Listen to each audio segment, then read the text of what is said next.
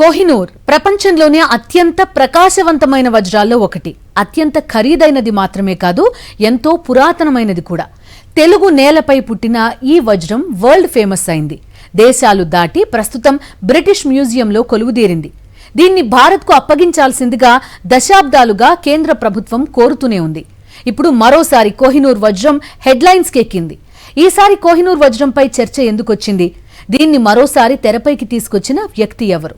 కోహినూర్ అత్యంత అందమైనది, అరుదైనది, ఖరీదైంది కూడా. ఇప్పుడు ఈ వజ్రం మరోసారి హాట్ టాపిక్ గా మారింది.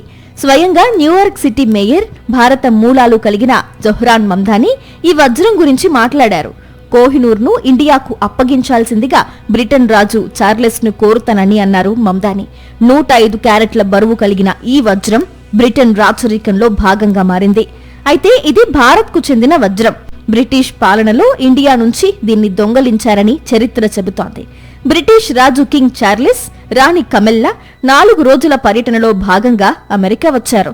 ఈ సందర్భంగా చార్లెస్ తో ఏకాంతంగా మాట్లాడే సమయం దొరికితే కోహినూర్ వజ్రం అంశాన్ని ప్రస్తావిస్తానని, దాన్ని గౌరవంగా ఇండియాకు తిరిగిచ్చేయాల్సిందిగా కోరుతానని అన్నారు మమ్దాని.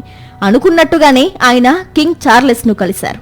అయితే కోహినూర్ ప్రస్తావన తీసుకొచ్చారా లేదా అనేది స్పష్టంగా తెలియదు. భారత చరిత్రలో బలమైన మూలాలు కలిగిన అమూల్యమైన వజ్రం కోహినూర్. బ్రిటిష్ ఆధీనంలో ఉన్న ఈ వజ్రాన్ని వలస దోపిడీకి, అన్యాయానికి ప్రతీకగా భారతీయులు భావిస్తారు. అయితే బ్రిటన్ మాత్రం దాన్ని తిరిగివ్వడం సమంజసం కాదంటోంది. ఈ విషయంలో బ్రిటన్కు చాలా భయాలున్నాయి. ఒకవేళ కోహినూర్ ను తిరిగిస్తే బ్రిటిష్ మ్యూజియంస్ లో ఉన్న వేలాది ఇతర దేశాల వస్తువుల్ని ఆయా దేశాలు అడిగే ఆస్కారం ఉంది.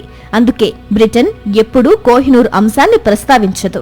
ఈ డైమండ్ చుట్టూ ఉన్న వివాదాల్ని దృష్టిలో పెట్టుకుని రాణి కెమెల్లా కూడా దీన్ని ధరించడం మానేశారు. పట్టాభిషేకం టైంలో కూడా ఆమె దీన్ని ధరించలేదు. మరోవైపు కోహినూర్ తమదంటూ భారత్తో పాటు పాకిస్తాన్, ఆఫ్ఘనిస్తాన్, ఇరాన్ కూడా వాదిస్తూ వస్తున్నాయి. దీంతో ఈ వ్యవహారం మరింత సంక్లిష్టంగా మారింది. అందుకే బ్రిటన్ ఎప్పుడూ కోహినూర్ గురించి మాట్లాడదు. ఒకవేళ మమ్దాని కింగ్ చార్లెస్ తో ఈ అంశం గురించి మాట్లాడినా ఆ వివరాలు బయటకు రావు. కోహినూర్ అంటే పర్షియన్ భాషలో కాంతి పర్వతం అని అర్థం. 1739లో నాదిర్ షా దీనికి ఈ పేరు పెట్టారు. ఈ వజ్రం గోల్కొండ గనుల్లో దొరికిందని కొందరు చెబుతారు. మరికొందరు మాత్రం ఆంధ్రప్రదేశ్లోని కృష్ణానది పరివాహక ప్రాంతమైన కొల్లూరు గనుల్లో లభించిందని చెబుతారు. తెలుగు నేలకు చెందిన ఈ అరుదైన జాతి వజ్రం మొఘల్ రాకుమారులు, ఇరానీ యోధులు, ఆఫ్ఘాన్ పాలకులు, పంజాబీ మహారాజుల చేతులు మారుతూ వచ్చింది. చివరిసారి ఇది 10 ఏళ్ల బాలుడు సిక్కు రాజు దులీప్ సింగ్ చేతిలో ఉండేది. ఆయన నుంచి బ్రిటిషర్లు బలవంతంగా కోహినూర్ ను లాక్కున్నట్లు చరిత్ర చెబుతోంది. 1849లో బ్రిటిష్ చేతికొచ్చినప్పుడు ఈ వజ్రం బరువు 186 క్యారెట్లు. ఆ తర్వాత 2 ఏళ్లకు అంటే 1851లో దీన్ని లండన్ లో జరిగిన ఎగ్జిబిషన్ లో ప్రదర్శనకు ఉంచారు. దీని సంప్రదాయ రోజ్ కట్ డిజైన్ సందర్శకుల్ని ఆకర్షించలేదు. దీంతో మరింత మెరుపు కోసం దీన్ని ఓవల్ కట్ లోకి మార్చారు. దీనివల్ల కోహినూర్ వజ్రం అద్భుతమైన మెరుపును పొందింది. అయితే దాని బరువు 105 క్యారెట్లకు పడిపోయింది. ఈ అరుదైన వజ్రాన్ని బ్రిటన్లో మొదటిసారిగా క్వీన్ ఎలిజబెత్ కిరీటంలో పొదిగారు.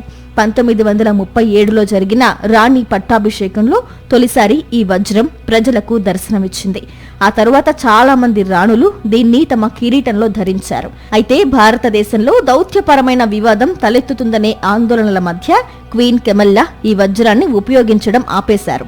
అప్పట్నుంచి ఈ వజ్రం టవర్ ఆఫ్ లండన్ మ్యూజియంలో ఉంది. బ్రిటిష్ రాచరికానికి చెందిన అరుదైన ఆభరణాలతో పాటు ఈ వజ్రాన్ని ప్రజా సందర్శనార్థం ఉంచారు. బ్రిటన్ రాజు కింగ్ చార్లెస్ అమెరికా పర్యటన సందర్భంగా న్యూయార్క్ మేయర్ మమ్దాని ఈ వజ్రాన్ని ఇండియాకు ఇచ్చేయాల్సిందిగా చేసిన ప్రకటనతో కోహినూర్ మరోసారి అంతర్జాతీయంగా చర్చనీయాంశమైంది.